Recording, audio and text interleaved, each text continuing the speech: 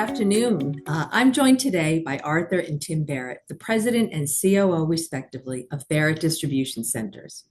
One of the Boston Business Journal's 50 fastest growing companies, Barrett designs, builds, and implements supply chain solutions that exceed customer goals and requirements. Arthur, Tim, welcome, and thanks so much for joining me today. I really appreciate it. Thank you for having us, Carol. Good to see you both. So we're going to get into a little bit of insight and info about the company and really maybe share some of the secrets of your success with our listeners so they can hopefully learn something and do some of the same. So I wonder if we could start off and either whoever wants to kind of start off and you can each jump in, maybe share with us a little bit an overview of Barrett and a little bit about its history. Sure. Yeah, I'll take it. So Tim and I are third generation. We inherited this fine business from our dad when he passed in 1984. Tim joined the business 10 years later, so it's been a great ride these last 30 or 40 years for the two of us. I think we've taken the company, or our team has taken the company to heights that probably our dad and grandfather never envisioned. Yeah. The company started as a wool storehouse in Lawrence, Massachusetts for the textile industry. Wow. And we have since expanded both in size and scope and geographically. So today we operate about a couple of dozen distribution centers in 10 states. And we're approaching 2,000 employees today. It's amazing. I wonder, and Tim, maybe you could to share with us perhaps a story about maybe a pivotal moment in the history of the company that sort of turned the corner and significantly shaped its future. Yeah, sure. There's been a lot of them. I bet. A pivotal moment. So I think a big part of it is that we've always invested in talent. We've taken calculated risks.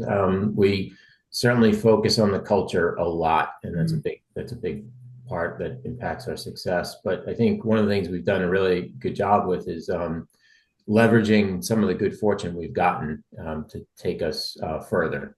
So one of the pivotal moments was almost 30 years ago. We were fortunate enough to land Best Buy as a customer, and we had a great relationship with Best Buy for 15 years.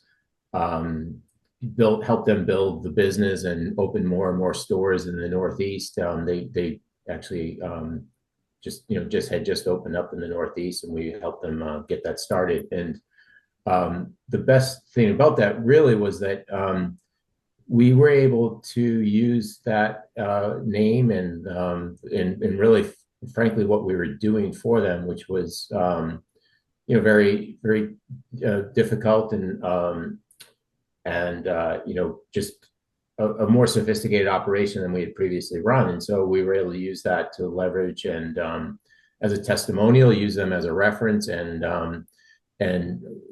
grow that into additional business with other retailers and other brands. So that was a pretty big moment for us to really catapulted our growth. Lending sometimes that big cornerstone client can really help the rest. Yeah. So I wonder. I had thought of two. That was one of the two. The other was and Best Buy that kind of put us on the map in New England. But what really I think put us on the map for an expanded geography was the opportunity to open up in Memphis for at the time it was for Next Stage Medical, which is a Boston-based medical technology company, actually here in Lawrence, Massachusetts. In fact, they occupy the building next door to the one that our grandfather first started our business. Wow. Just sheer coincidence. But that was an opportunity that led us to Memphis and the only acquisition we've ever done. And to Tim's point, the secret to our success in that market, and that's been a tremendous market for us, is the introduction of the Barrett philosophy and, our culture has really taken hold in that market. And we have employees in that first building that we opened in Memphis who have been at that job now for 40 years. We're the third employer in the same building. Amazing. And, I think if you were to speak to them, they would just speak with amazement at the transformation that we have brought to that operation in Memphis. Wow. Let's pivot to that then. And you both mentioned this. You have great engagement with your employees across all locations, especially, Yeah. and having had such fantastic growth. Can you tell a little bit about what the key to that is? How do you do that? Yeah, I think it's just something that's super important to us. For us, the thing that, obviously we're pretty driven people, and we are, we want to grow the business, but we really, at this point in our lives, we really focus on growing the business because we feel like we're providing really good opportunities for the employees that come to work for us. And something we feel really good about, that we're creating an environment where they're able to do better for themselves, better for their families, really create a difference. We have so many stories of people that were able to finally buy their first home and we have a number of people that have sent their, their first generation to college. And we have sons and daughters that have come into work at the same place where their mom or dad works, and come in and into a leadership role, and so it's just really, that's really rewarding, and it's probably the biggest thing that we do. But we are, it's, to me, like, life is too short, right, to not do something that you love doing, and create an environment where people love what they're doing and feel like they've got an opportunity to grow and do better for themselves. So it's really one of the really interesting things that we did a few years ago was we hired a company to do a kind of a culture video about the company. And when we were getting ready to do it, I was like, all right, well, what do we need to do to prepare? What do we do? And they're like, no, we're just going to go in and interview people, and the teams will come out. And I'm like, all right, Yeah. you guys know what you're doing. And so and it was really, really interesting because so many of the employees talked about family. They used the word family, and they talked about family in that video. And I was so glad to hear that, but I was also really surprised that after all the growth, and especially the geographic expansion that we've had, that people throughout the country still talked about the family atmosphere, and that we give people an opportunity and those kinds of things. So we joke, but like people are like, oh, you should do Undercover Boss or something. I'm like, well, Arthur and I could never do Undercover Boss because all our employees know us. Right. Right. Well, and you have such such engagement. It's amazing. Arthur, any thoughts on that? That it's a really interesting dynamic that Tim touched on, when the child of one of our longstanding employees comes into the business and often has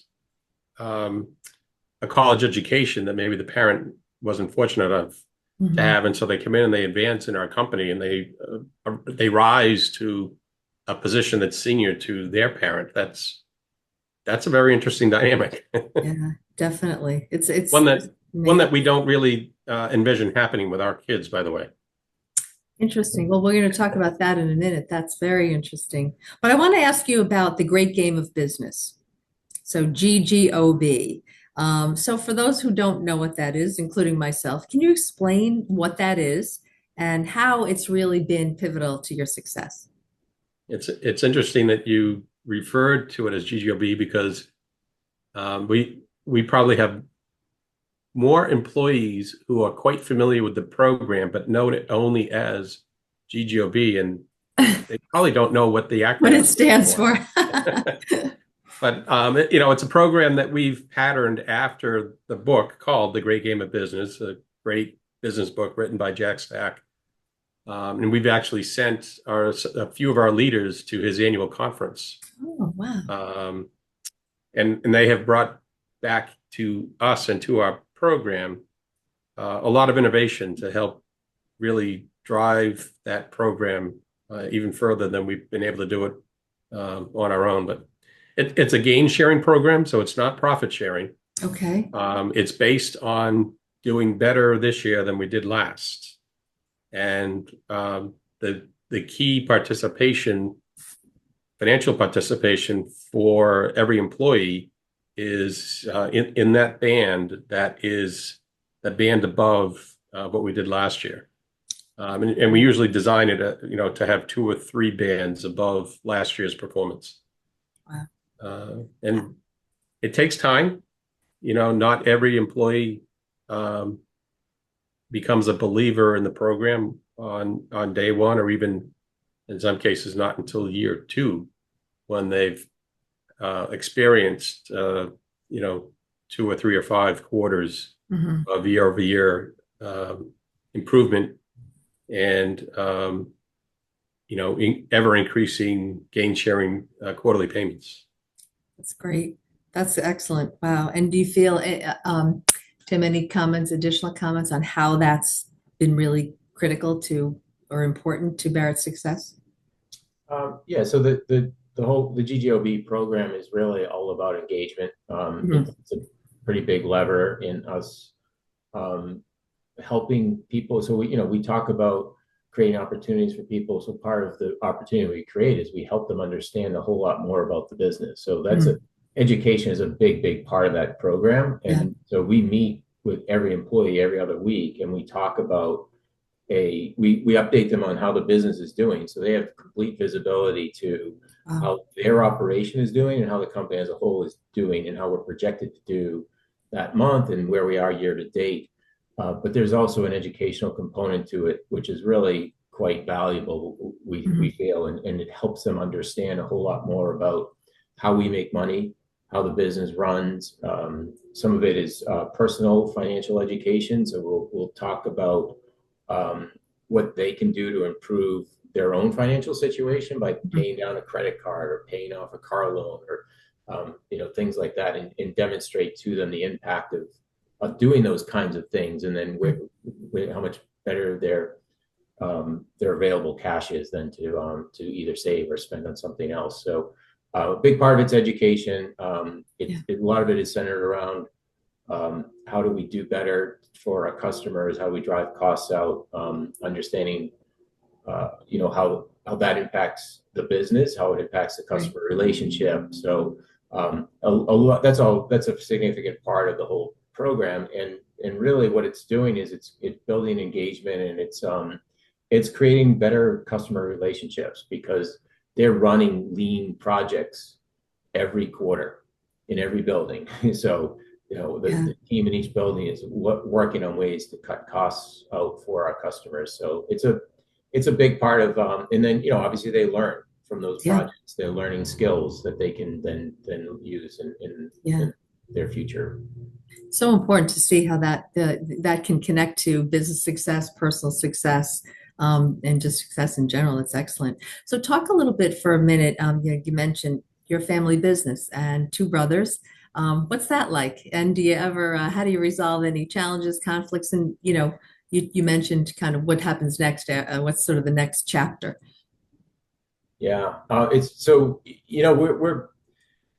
we get along great. We have different interests, and we have different, I think we have different interests, and we also have different strengths and skills. So we work really, really well together, because there are clear areas where we have different expertise and can probably add more value.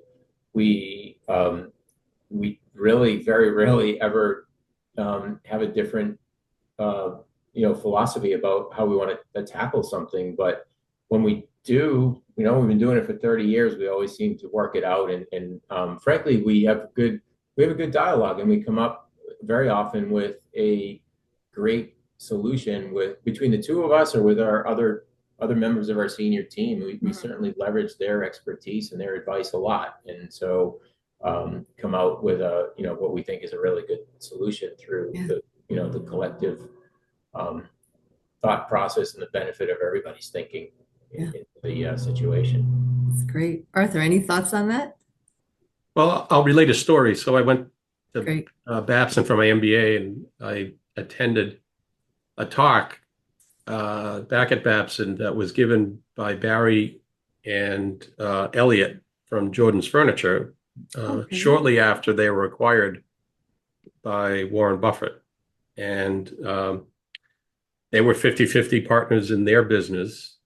And I asked them, how do you resolve conflict and how do you break a tie if there's no third shareholder or third vote? And Barry, the creative one, who did all their commercials, said that there's never been an issue serious enough that we would allow it to drive a wedge between us. So we would always figure out how to resolve it. And if we couldn't resolve it, then I would just defer to Elliot because he had the tougher side of the house. He was really running the business. I'm just the creative guy, right? That was running marketing. But Elliot runs operations for us, and I would defer to him because I don't want his job. And I would probably give the same answer, right, Tim? I couldn't do Tim's job. I think he could do mine. Probably not as well, but he could do it. I don't think I could do Tim's job. So I would give the same answer that there's never been an issue serious enough that I would allow it to drive a wedge between us. Yeah, it's great. So that's obviously a reason for your success, that you recognize each other's strengths, and sort of the egos come out of it. It's really all about the business and making it grow and the people. So that's, credit to you. You need to write a book about this, I think, as well. Your own GGOB for sure. I wonder what exciting plans or projects are on the horizon for Barrett. What does the road ahead look like? So we're really fortunate that we've got a great team. We've been, I think I mentioned at the beginning, we try to continuously invest in talent and relationships. And so, a lot of that growth, we grow very consistently, 25% a year. We've been doing that for 30 years. And it's a lot of growth. And we don't see that stopping or slowing down. We're firmly, entrenched and continuing to grow at that pace. We think it's a very good, comfortable pace. It's something that's become normalized, for us. We feel like that growth rate is very sustainable and what's kind of what we're used to.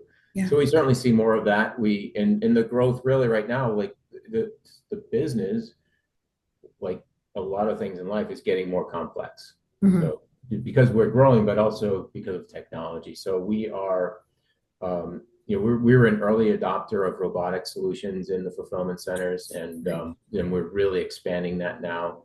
So adding more and more robotic solutions into more and more customers.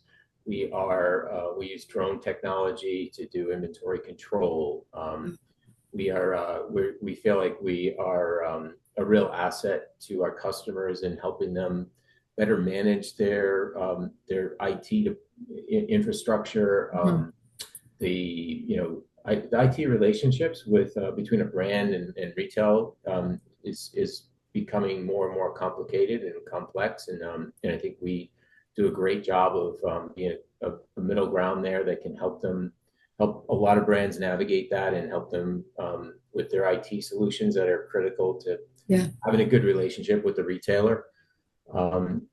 And the same on the e-commerce side. We have really smooth solutions that integrate well with all the shopping carts, and so we can help a brand get up and running quickly and seamlessly, and really make it somewhat of a handoff where they do a great job of marketing and brand building, and leave it to us to do the fulfillment and make sure their e-commerce customers are happy. So a lot of that is driven by physical technology like the robots and the drones, and then also I think systemic enhancements and improvements, and it's an area where we continue to invest in the business. Yeah, those partnerships are important. Are there any other thoughts about what's ahead?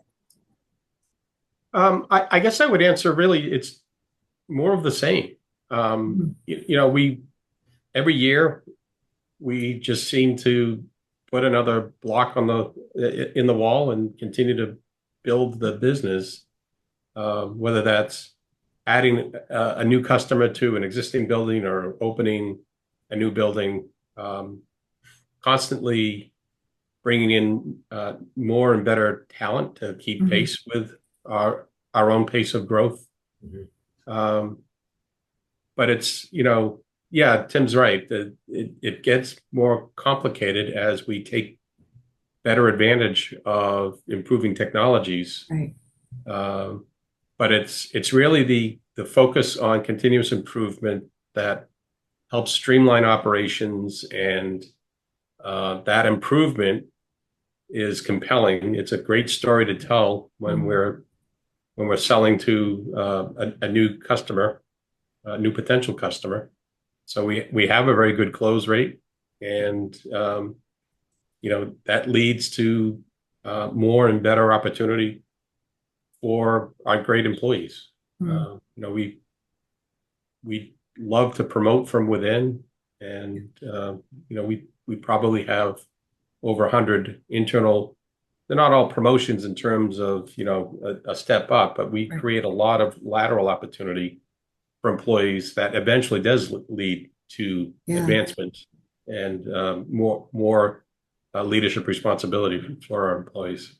So which speaks to the success and longevity of the business and of the family connections too. People bring their family to work. That's amazing. Well, almost at the end of our conversation, is there this has been fascinating, and Barrett really is a model of a company that takes, normal everyday business, but uses technology. It creates great employee engagement and a great environment for people to work. And I think a lot of lessons we can learn from that. Anything we didn't talk about that you might want to cover? Any final thoughts you have for our listeners? That's a good point. So I guess a couple of things. We touched a little bit on this, but I think relationships have been really important to our success and our growth. We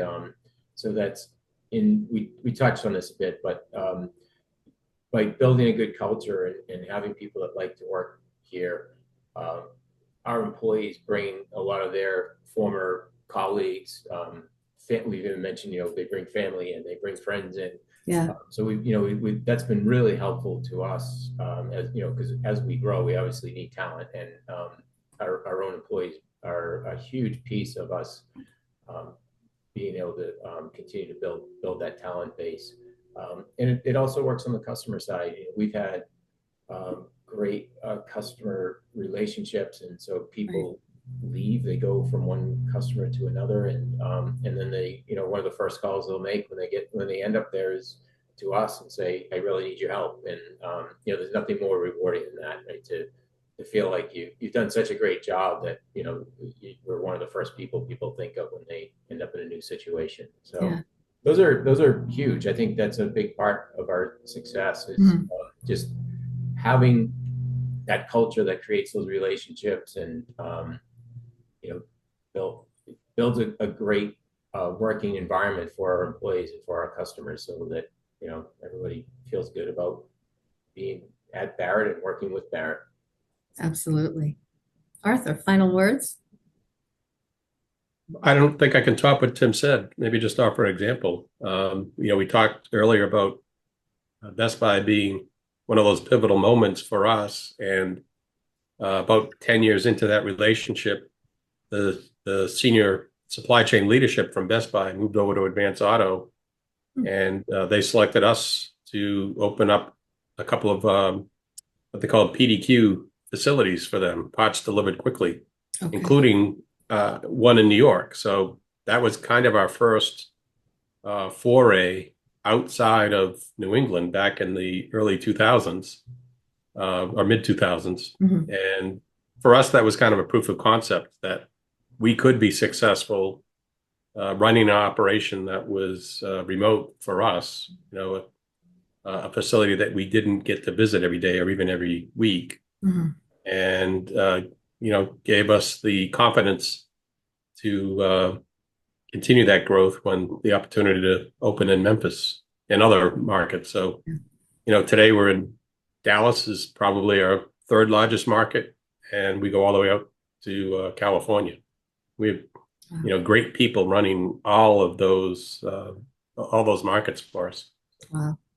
Well, I can't thank you enough for this conversation.